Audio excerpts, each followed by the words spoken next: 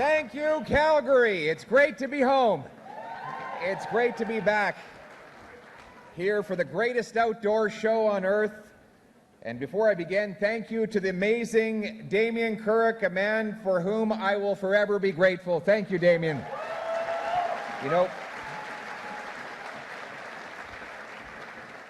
there'll be more to say about him in a moment, but I did overhear him talking about my door knocking, and what he forgot to tell was his first campaign. Despite the immense lead he had, he did not want to take anything for granted. Damien was out door knocking, I think it was in Drumheller, and he wouldn't let up. It got to be 9 o'clock, it was late at night, and he kept going. And his team said, you know, it's getting to be 9:15, maybe you should think about stopping. He said, no, we got to keep on going. He wanted to win every single vote. So it got to be 9:30. The lights were starting to go out on the street, and Damien just kept on going. And finally, his team said, Damien, you're going to start costing us rather than winning us votes. He said, okay, I'll make you a deal. One more vote, and then I stop. He goes up to this house, lights are all off, bangs on the door. All of a sudden, babies crying. Multiple babies crying. The lights go on, they're screaming and hollering from the parents. The mother opens the door and says, you just woke up my triplets. And my husband, she says, who is an Olympic weightlifter, is going to be coming down to have a word with you. And he said, that won't be necessary, just tell him that the Liberal candidate came by to say hello.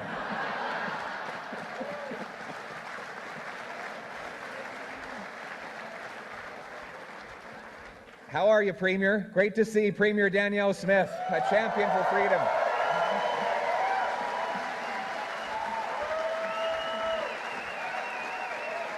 Wow. They love you, Danielle, and I know that you're a very hospitable person at Stampede time. Even for Liberals, we have to be hospitable. And so let me start in a spirit of nonpartisanship as a Calgarian to welcome Prime Minister Mark Carney to his very first Stampede in this role. And he had, of course, to do the customary thing and flip some pancakes. Now, he thought he would be great at it, because in his trade talks with Trump, he's had so much experience flip-flopping.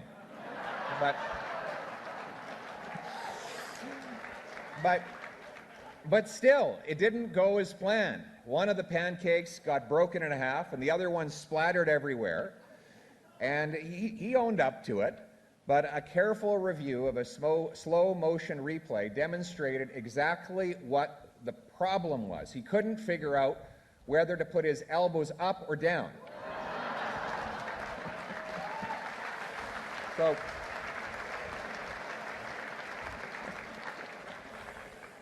but it is great to be home here. You know, I used to come here to Heritage Park when I was in school. They'd bring us here, our parents would dress us up like it was 1905. And we go into the little schoolhouse, I think it's still over there, and they even had the little strap. They didn't hit us very hard, but I got a little bit of a mark on my palm for talking too much during the class. And this is the place that taught me my values, the values of hard work, freedom, family, values that my wife Anna, who I'm very honored to have with me here, shares, the values with which we're raising our kids.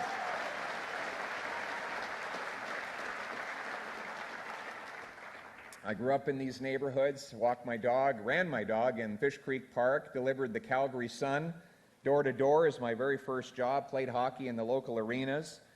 And these values that I've taken from this community and this province have taken me forward. And of course, these are the values of all Albertans. They're the values that Damien Currick has demonstrated in putting his country first. And I'm very excited. Yes, give him one more round of applause.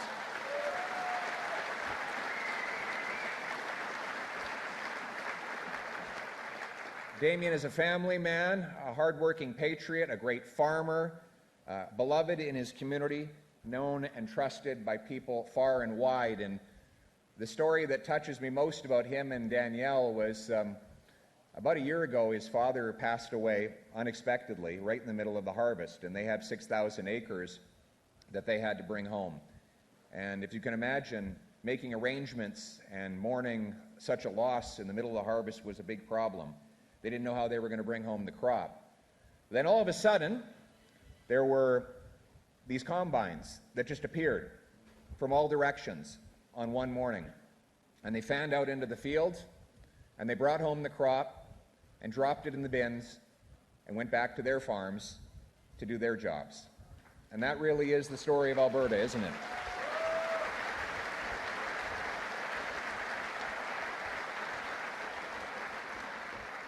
It was a harvest in more than one way. It was a harvest of the crop that had been planted, but also a harvest of all the friendships that had been built over so many years. But the Alberta way didn't require a government program or a grant or an application to come to the rescue in a time of difficulty, because that's not how Albertans work. They get up, they get it done, they do what's right, they help a neighbor, and when they're done, they don't expect any thank you. They go back to doing their business and caring for their families. That's what it means to be an Albertan.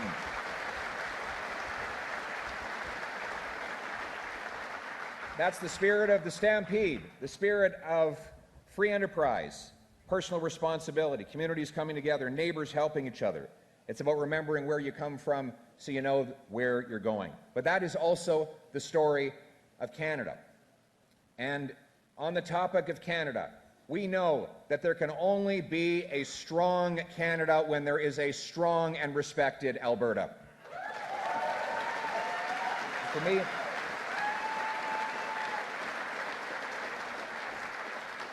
For me, that's personal. I was born in '79, and of course, only a few years later, Pierre Elliott Trudeau would attack our province with the National Energy Program. Not to mention, there's still a few that remember that. Many probably still paying the bill from it. At the same time, he hammered the entire country with money printing deficits that gave us the worst inflation and interest rates in our history. Our family actually lost our home, and we had to scrimp and save and get help from extended family in order to get our little place in Shaughnessy, which my mother still lives in. I think my mother is here today somewhere. There she is. And when I got a little older and I started to understand politics and realize what had happened and why we had gone through so much hardship in my early childhood, that's one of the things that got me into politics, to join with fellow Westerners to stand up for our province, for fairness within a united Canada, to stand with the great leaders like Preston Manning, Stockwell Day, Stephen Harper, Ralph Klein, and to carry on the tradition that they started. And we'll do it again. And we will do it again. What's that? Peter Lougheed, another one. Yep, he was a little early for me, but yes, absolutely, Peter Lougheed. And you look too young to have known Peter Lougheed, but that is the tradition that Danielle carries on today. And let me tell you, we are going to fight for our province again. We'll fight for oil and gas, for farmers, for low taxes, for decentralization, a stronger military, and a smaller federal government so that we can have a bigger Alberta.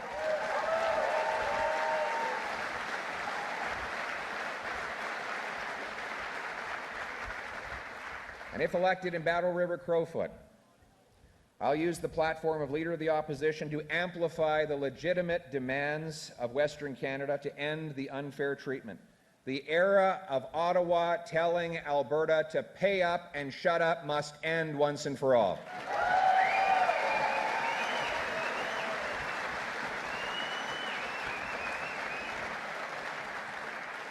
But the answer is alliances. We need to build alliances with other provinces that share our destiny and our interests. Let's build an alliance with British Columbians who want to ship liquefied natural gas off of our Pacific coast to Asia and bring home hundreds of billions of dollars in paychecks doing it. Let's build alliances.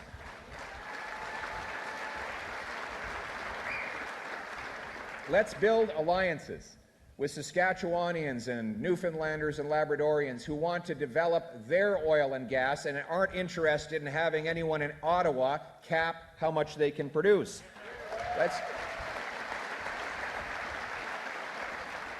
Let's build alliances with Manitobans who want to ship oil out of the port of Churchill. Let's build alliances, yes, let's build alliances with Quebec and other provinces that want to decentralize our country and get Ottawa out of our business so that provinces and people can make their own decisions.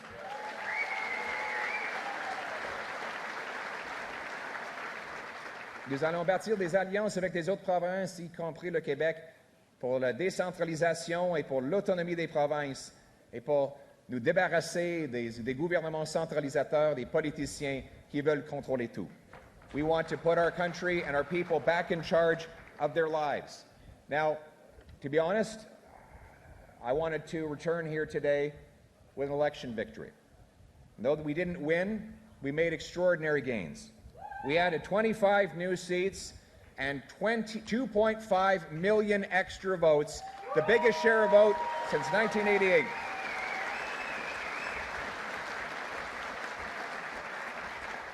We added union members, young people, new Canadians, and countless others to our bigger and broader coalition. We earned the support of these people by talking about the things that matter. My friends, we won every single major debate of our time on inflation, on housing, on natural resources, crime, drugs, and yes, the carbon tax. Conservatives led the debate, and Conservatives won the debate, and we know that people would still be paying the carbon tax today had we not put in that fight.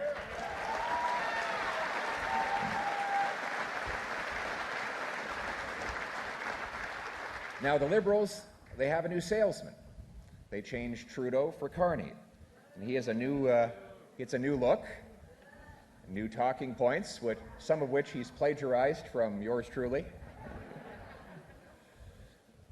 And he's now claiming to support things that he's long opposed. Beyond that, he's trying to flip-flop on the issues that we know he really believes in. But at his core, he believes in the same top-down, government-knows-best approach. Carney's first ever spending bill boosted the cost of government by 8% in just 1 year. That's twice the combined rate of inflation and population growth. And I note that that is on the baseline of the biggest, fattest, most morbidly obese government we've ever had. He's kept Trudeau's failed policies, the same red tape, the same production caps, the no new pipelines law, the ban on oil tankers, on gas-powered cars, and on much more. His catch and release laws, he's kept them in place. He hasn't changed them. You know, the former Liberal Justice Minister actually had his car stolen 3 times. This is a true story. He literally had his car stolen 3 times while he was Justice Minister, letting car thieves out of jail. But, you know, it is kind of surprising that they would target the former Justice Minister or a Liberal politician, because you'd think there'd be some sort of professional courtesy in their industry. Mr. Carney, though, has done nothing to reverse this policy, and crime rages in our streets as a result. He's kept Trudeau's out-of-control immigration. His deficits are spiraling out of control. Think of this. Over the last 10 years, Liberals have created a morbidly obese government, and over the last 10 weeks, Mark Carney has added hundreds of billions of dollars of new spending promises to it. Ces déficits sont complètement hors de contrôle. Au cours des 10 dernières années, les libéraux ont créé un gouvernement morbidement obèse. Et au cours des 10 dernières semaines, M. Carney y a ajouté des centaines de milliards de dollars, brisant sa promesse de dépenser moins. Ça, c'est irresponsable. Il nous faut contrôler les dépenses. And the reality is, my friends, that Mark Carney and the Liberals are spending irresponsibly and threatening our present generation with high inflation and our future generations with more debt. In fact, it looks like this year's Liberal deficit might be even bigger than the one that Trudeau left behind. The Liberals have gone from the budget will balance itself to there's no budget at all. And this is really building on their ideology: tax, regulate, subsidize, repeat. Mr. Carney has the same approach as Trudeau on this as well. Liberals block things, and then they subsidize those same things. Think about it. They block pipelines. Then they buy pipelines. They pay local bureaucracies to block home building. Then they create a $25 billion bureaucracy to build homes. They ban independent media from the internet, and then they subsidize other media, supposedly because we have a crisis in news coverage. They pass laws that stop things, and then they dig into your pocket to subsidize those same things. As Ronald Reagan put it, if anything moves, a Liberal will tax it. If it keeps moving, a Liberal will regulate it. And when it stops moving, a Liberal will subsidize it. Now, the commonality and the consistency in all of this is the simple. By blocking you from doing something and then making you ask the government to help you do it, it makes you reliant on them. It puts them at the center of all power, in charge of your life. And that is their mission, that is their goal. Mark Carney wants a full government takeover of our economy. He wants more control over your life, so elites and insiders like him control and profit from everything. We Conservatives, by contrast, we believe in freedom. We want you to have the ability to control your own destiny and make your own course. We believe in freedom of enterprise, freedom of speech, thought, religion, expression, and more. We want government that minds its own business and leaves people to be free to decide for themselves.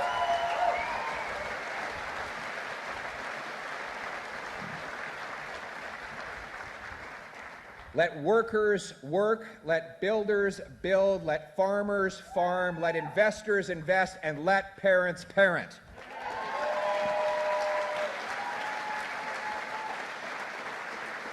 Now, these might seem like theoretical differences, but they are very tangible. Here's the core difference between an economy controlled by the government and one controlled by the free market.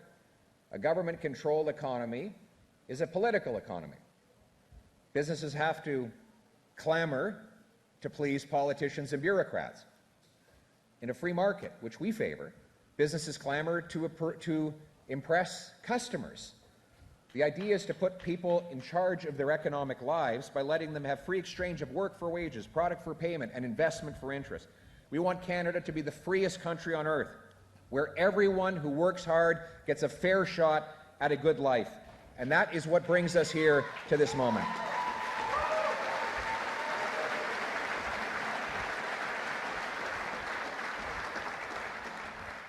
That's what brings us to the moment and the job that Canadians have given us. In the short run, our job is to be a strong opposition. In the long run, a principled government in waiting. As Lincoln said, I stand with a man when he stands right, and I stand against him when he stands wrong. We will, for example, offer any help we can to get a fair deal for Canada with our American friends. However, we will fight back when the government is wrong. We will fight tooth and nail against the ban on gas-powered vehicles. You should be in the driver's seat and have the freedom to decide what you drive.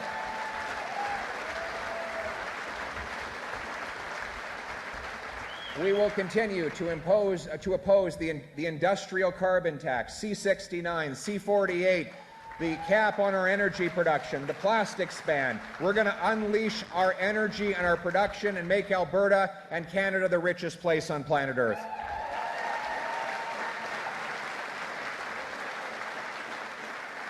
We will fight against C-11, the censorship law, and the Online Harms Act, so that Canadians can decide what they see and say on the internet. We will not let the government open your mail without a warrant. That's not how it works in a free country. We will fight for an end to the catch and release bail laws, which have unleashed chaos on our streets, and we will stand unapologetically with licensed, law-abiding, trained and tested firearms owners, our hunters and our sport shooters.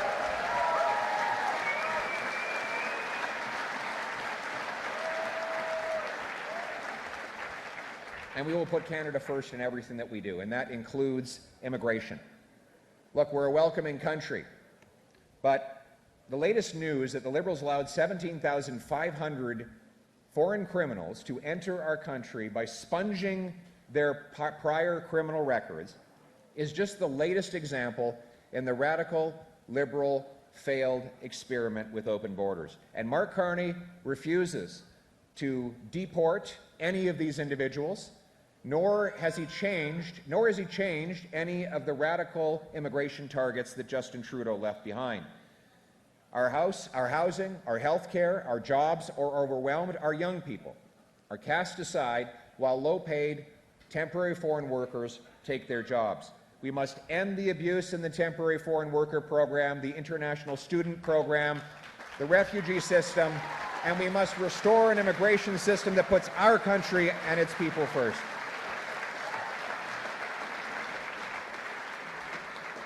We reject the radical Century Initiative, which Liberals have endorsed, saying that they want to bring our population to 100 million people over this century.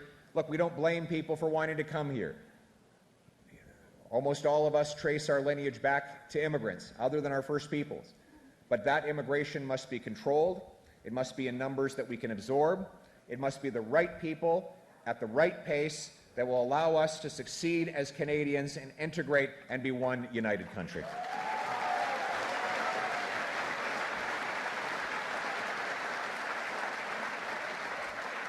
And to put Canada first, we need to have a strong armed forces. Conservatives will continue to champion our soldiers, our sailors, and our airmen to do the job of securing our sovereignty, rebuilding our alliances, asserting our claims, and also preparing for danger. But our military is not just about more money. Yes, we need more money, but that money needs to get to the front lines, not to back office bureaucracy, not to procurement boondoggles, and not to pet projects of the government. In reality, our military must have a warrior culture and not a woke culture.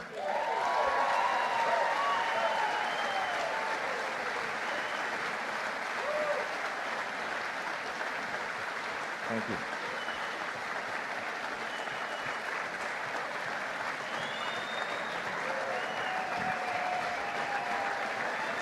Thank you.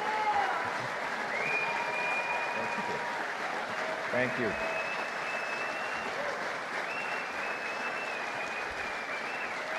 Thank you. Now, fighting for these